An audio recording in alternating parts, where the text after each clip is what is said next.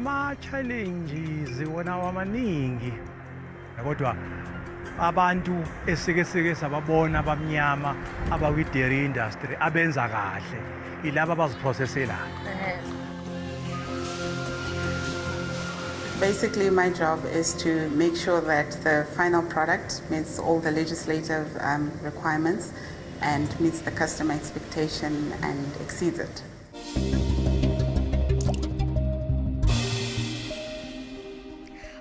Mo Highlands Farm mo River mo KZN mo re tlo buisana le Re Nqobo yena ke morui wa dikgomo tsa nama le mashi. Re Nqobo ko mongwe wa di-supplier tsa tona tsa mashi gona mona mo nageng ya rona ya Afrika Borwa. Ga re utlwang gore yena o kgona yang.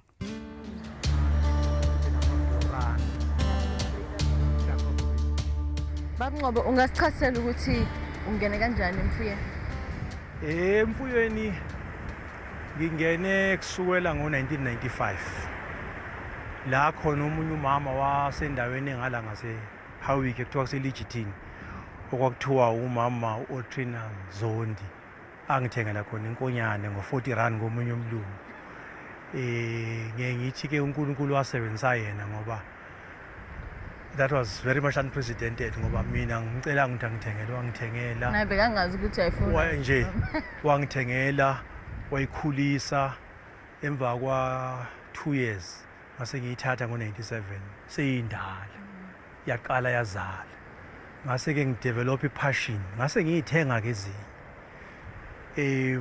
usuka ngo-97 bengiloku ngiqasha ngiliza indawo ngoba zasezininganyana ngihambe ngiliza cishe sengilize endaweni ezo6 before ngo-2014 ngoNovember ngize ngingenela but ngihambe ngingena la ngase sasesinenkomo ezila ko-120.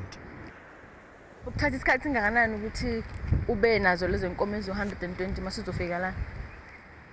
U-19 years. Ngenxa yokuthi-ke uma uliza umhlaba kwabanye abantu awukwazi ukulizela inkomo eningi ngesikhathi esisodwa. So we're limited ngenxa yaloko sasikwazi ukubeka. But at some point saba no-180 and we had to sell them kwasala lezo ezo-1. Ingakho nizelana ngoba beningekho limited? Yeah, ngoba yeah. Space sangala singcono kakhulu ngoba this is 605 hectares.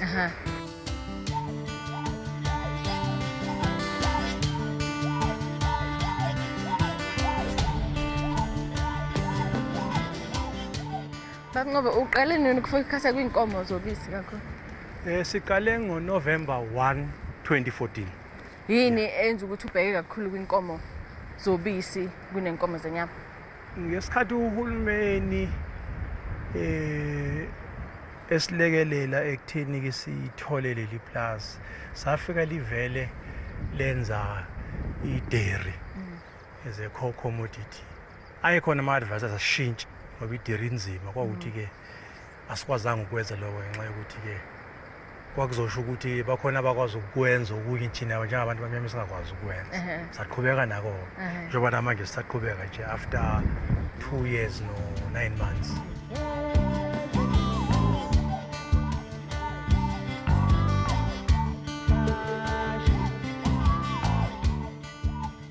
Imaphi ama-challenges wabonile ekungeneni kwi-dairy nje manqala? Ama-challenges wona wamaningi ngaphandle kokuthi uma ngabe singakakwazi ukuthi siziprocessele thina sisafakela odano nje wathi nesifakela udanono i-price yakhona ishiwo yibo ukuthi sizonikeza sizothatha ubisi kini ngemali engaka yabona. Manje le nto leyo yenza ukuthi-ke kwekunye ubone ukuthi siyalimala kanti mhlawumbe ukubizela wena ungabiza ngendlela engconywana kodwa abantu esike sababona abamnyama abakwi-dairy industry abenza kahle ilaba abaziprocesselayo. So nathi sithi the only way out ukuthi nifike la senikwazi ukuprocess. Kodwa i-major problem esayencounterisha ukuthi uma siqala sifika la kwakune-drought isomiso. Yeah. Manje makunesomiso-ke into ye-shortage yamanzi iba inkinga enkulu. Kwi-dairy-ke industry dingeka amanzi kakhulu. Manje nadlula kanjani kuleso simo? Azange niluze nje inkomo ni recover kanjani inkomo ezazifa thina ngaleyo period nje cishe safelwa inkomo ezila ko-60 yabona kodwa-ke ukwisibalo esingesikhulu kakhulu masibheka indlela abantu bakithi emakhaya abalahlekelwa ngayo nanokuthi umuntu wasemakhaya malahlekelwe inkomo eziwu5 evele nenkomo ezimbalwa ulimala kakhulu kodwa uhulumeni nakhona ubelekelele kube khona ukudla sinikeza kona sikwazi ukuthi-ke silekelele lapha nalapha zethu ukuba ngcono inkomo zethu. Baba ngathanda ukubona ukuthi zidlala kuphi inkomo emadlelweni nakhona ngiyazi nokuthi namhlanje niyasenga manje ntambama. Hayi no singajabula kakhulu kuyomtshengisa la zidla khona siphinde futhi kutshengise noma sesenga ngoba sekuseduze uba balande siyosenga. Siyabonga. Ga gona kgomo ya maswe le ge ka ba ya makgonthe jwang kapa jwang ya e ka tswelelang pele ka go tsweletša ka ntle go tshwaro ya makgonthe go kgetha mehuta ya makgonthe go fepa ka tsela le tshwaro ya makgonthe go bohlokwa kudu go netefatša poelo le letseno le le botse ka morago ga papatso re ithuta go gongwe gape ka gore ke eng se se dirang Zimba Ngcobo gore a be rrakgwebo wa makgonthe. For more information, you can email us on livingland@sabc.co.za or follow us on Facebook or Twitter. Alternatively, you can call us on 012 348 4170.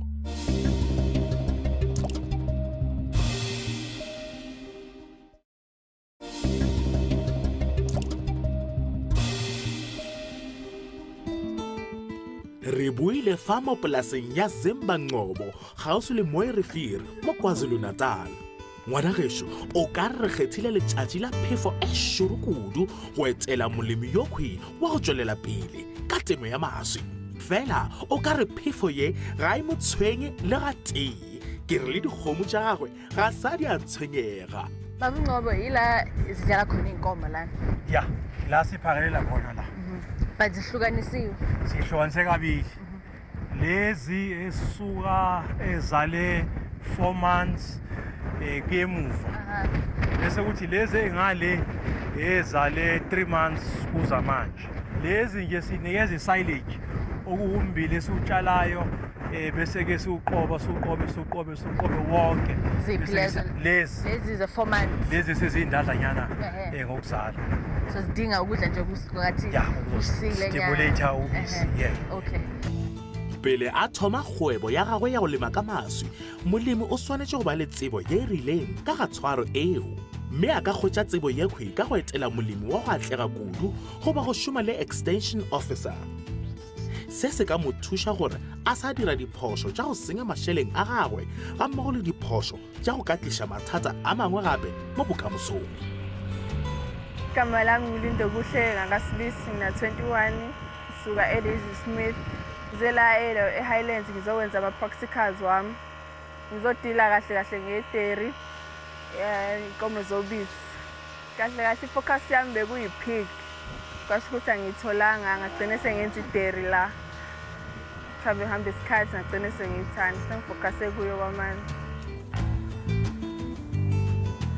vuka ekuseni ngo-3 AM ngihambe ngiyolanda inkomo kuma-camps wazo siwahlonise group A siyawusenga kuqala siqede sibala ubisi lakhona abalenzile osukwini sikhiphe siyenze ugroup B nakhona naso usenge then sikhiphe sibala ubisi layo then we clean.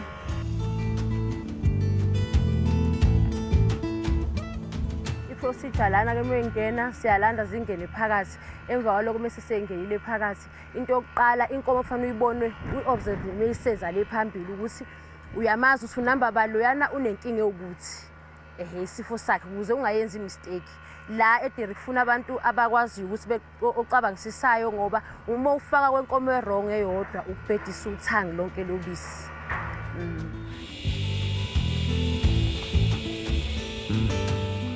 Into eyenzakalayo ngoba ubona singena kanje phakathi uma ifika phakathi lo phansi osengayo akavela afaka inkomo noma yipi uya-check-a sine-check ukuthi sipheka sibheka ke ukuthi ubisi lu right ukuthi lingadliwa abantu fanele lihlezi limhlophe meyikhathi-ke uma ukuthi mhlawumbe ngoba behamba endaweni engcolile uyasula ngethishu utshengisa ukuthi fanele wenzelani amagciwane.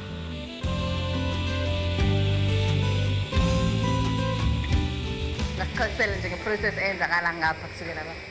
Njengoba kukhona imishini leya ewu-16 efakwa embeleni yenkomo, ifikise inkomo luhambe ngamapayipi. Kukhona okusa-vacuum pump elapha, enebhola phakathi, iyapresswa idlulise-ke lihambise lize la lize lingene la phakathi. Ama-temperature asebenza kanjani kula ma-tank lawo? Amathengo amathathu ngokuhlukana kwawo anama-compressor ngaphandle. Ni-compressor yona econtroller ukubanda kwe-tank. Njengokubona nje lapha njengale manje i-4.1. 4.1 Yabona? Yingoba bekhona ubisi olusengwe ekuseni from 4 o'clock. So-ke kushuthi bese banda kakhulu mase kungena lolo lishisayo manje. Temperature yakhona iya-moderate ikwazi ukwehla. Usually uma ngabe kuwukuthi ubisi lakhona besiqala ukusenga manje ngabe liko-15, 17. So ma uzohlangana lolo olusengwe ekuseni, ma uzohlangana nalolo olushisayo kuzohlangana kodwa i-temperature ibe modified bese ifike lapho 5 or less. 5 or less. So nanoma isuke lana ithi 4.9, 4.8 okay. Sese-right. 6,000 liters lana. This is 6,000 liters. Nikhipha amalitha angakhi la ekhaya mase nisenge kabili ngelanga? Mase sisenge kabili ngelanga sikhipha abo 3,500 njengoba kusebusika. Mase kushisa ngosama nikhipha mase kusesama inkomo sezidla utshani. Ama-species ahlukene otshani kakhulukazi ikukuyi. Uba ukuthi zikhipha mhlambe abo 5,000 liters. Bese lo day ngosama. So kunama-5 ekuseni kakhulu. Ngowinter nangosama. Yeah, kakhulu. Bese lo bisi lihlale ngapha boma 48 hours ngaphambi kokuba balala i-market uze ulanda ibisi. Every second day balala. Tekanetso ya dijo tseo di fepiwang dikgomo di tla ya ka gore maswi a kgomo ao a tsweletsang ke a makakang. Phepo ya makgonthe e fa maatla le phepo ya di-carbohydrates le makhura, protein, fiber, minerals, di-vitamin le metsi a lekanetšego. Ngoba ngiyabona ukuthi kunokudla onikuthelayo ukuthi inkomo zidle maziloko zisenga ukuthi zingabi distracted. Kuhlukana kanjani lokudla nalokudla okudliwayo le emadlelweni? Ngokujwayeleke ngithe zidla utshani. Bese kuthi uma ziza la ziphakelwa lokudla thina siyiphakela i-stockman. Abanye baphakela i-cattleman kwamanye amaplasi hlukene kabili. Inhloso yakhona ukuthi-ke iyilekelela ukugenerate ubisi while zikudla zisengwe at the same time. Kodwa futhi okwesibili izilekelela ukuthi-ke zingahluphi zibe unruly ngoba uma kungekho lokudla ngeke ukwazi ukusenga. Esikhathi ukuthi ufaka lento esengayo zolokhu ikhahlela ngoba manje siconcentrate ekudleni asinaki ukuthi wenzani ngala. Manje baba ngiyabona ukuthi i-operation enkulu enayo lana nisenga inkomo ezo-360 ngelanga twice a day. Umuntu nje angasho ukuthi sekuyibhizinisi eli-successful leyo, but ngiya-understand ukuthi unawo ama-future plans for le business yebisi onayo. Ungasitshela ngawo lama-future plans? Sisafuna ukwandisa inkomo because abakule industry abanesikhathi bathi uma ufuna ukubreaka even funeka at least usenge inkomo ezo-500. Now uma usufuna ukwenza ke profit belezo kujabulisa mhlawumbe fanele ube no-700, 750. Into ke esihlose ukuyenza ukukhanda iplant yokuprocess siyiprocessele amasi. Kodwa sibe sikwenza lokho okokuqala singamyekeli uDanone. That's why sifuna ukwandisa inkomo.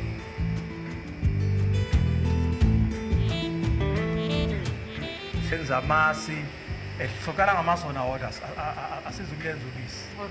Okay. Ngaleyo ndlela sobe siqala sikhanda one market kubanye abantu. Kodwa imarket evele khona njengamanje eye-feeding scheme. Okay. Ngeka uhulumeni. Okay. Iy'ngane zonke ekoleni ezidlayo once a week zidla amasi noma ubisi. So imarket ikhona. Ayimarket ikhona vele. Sihlale sihlushwa abantu abama-suppliers e-filling scheme bezofuna ubisi. Kuba ukuthi manje asikwazi nathi ukuphazamisa i-contract esinayo. Yebo sithi-ke siyafuna ukuhlambe sandise noma ngabe ngu-100 kwenkomo. Sibe siqala senza i-plan eceleni yokwazi ukuthi-ke siyiprocessele amasi. Re ka swariwa gabotse temo ya maswi ke e nngwe ya dikgwebo tše di ka tlišang molemi poelo e botse kudu-kudu, mme Highlands Farm ke mohlala o botse wa seo. Ka morago ga papatso re latelela ditanka tša bona tša maswi a fresh go fihlella mo filong la bona la go manufactura maswi go bona gore ba processa jwang. Ngwana gešo dula gona fao.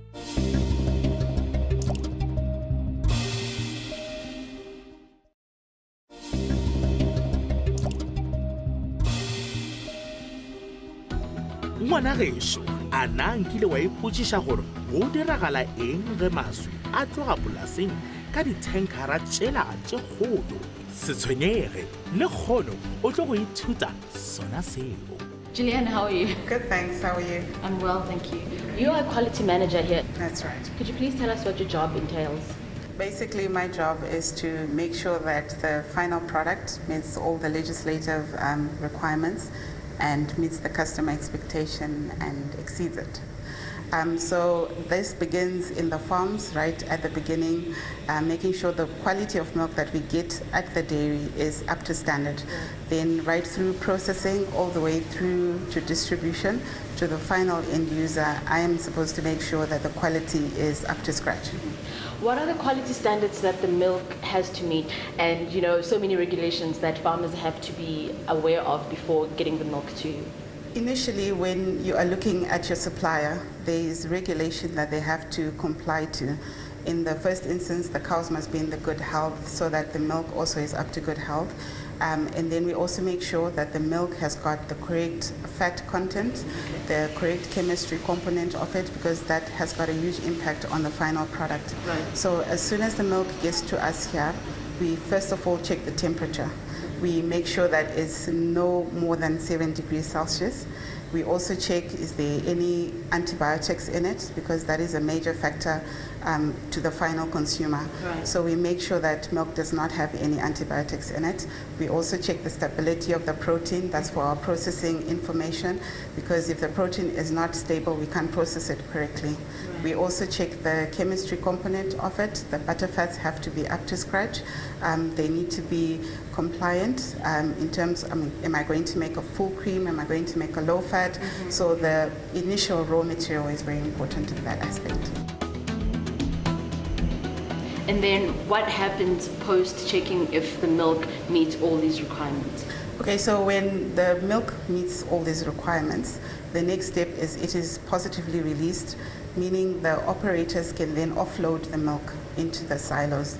As it's being offloaded, we are de-aerating it and we are chilling it further to no more than 4 degrees Celsius. From there, we begin to process the milk. That is your pasteurization processes. Yes. That is going to kill any pathogenic bacteria. It's going to kill spoilage bacteria.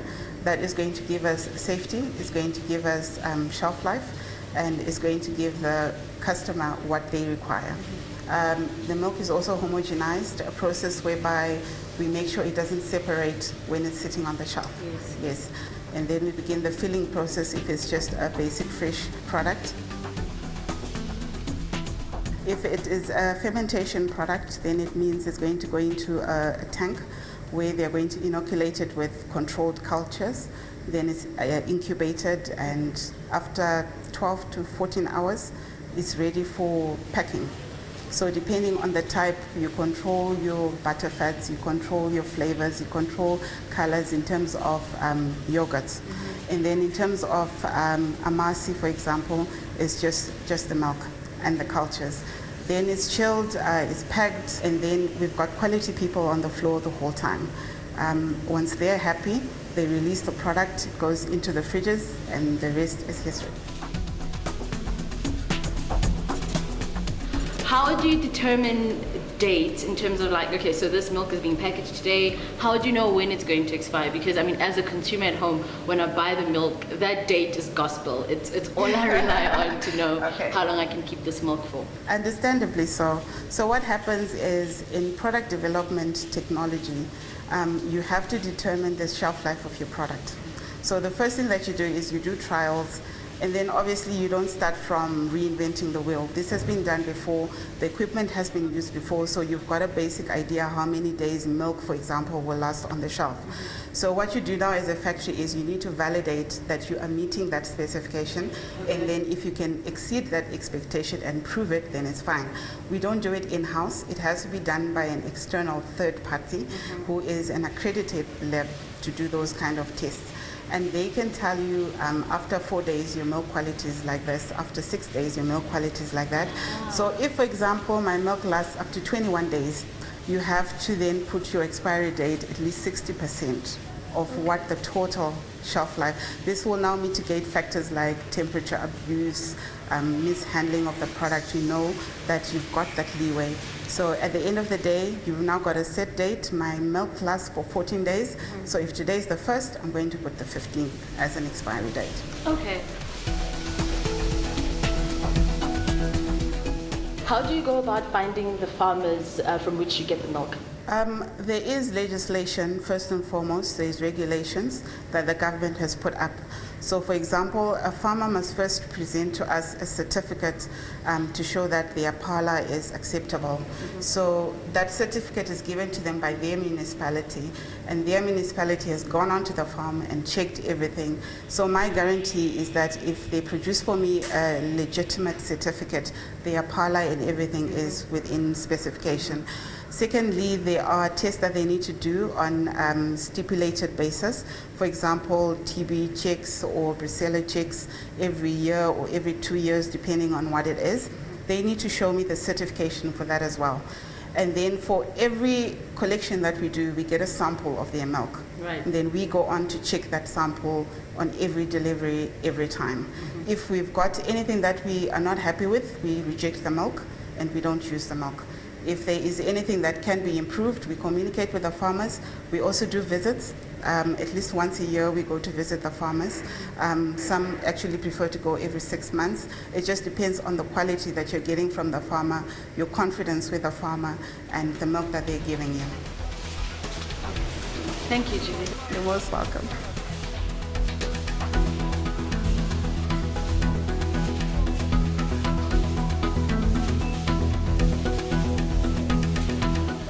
ke tsapa gore go na le sengwenyana se o inopetseng sona mo lenaneng la rena la ka jone mo re ithutileng go le gontsi ka go rua dikgomo tsa maši le gore maši a gago jaaka morui o ka wa rekisa kae gore o kgone go godisa kgwebo ya gago go tswa go nna dineo diseng ka nka rata gore re kopana gape bekeng e tlang gona mo SABC 2 5:30 hoseng sateretaga salang sentle. For more information, you can email us on livingland@sabc.co.za or follow us on Facebook or Twitter. Alternatively, you can call us on 012 348 4170.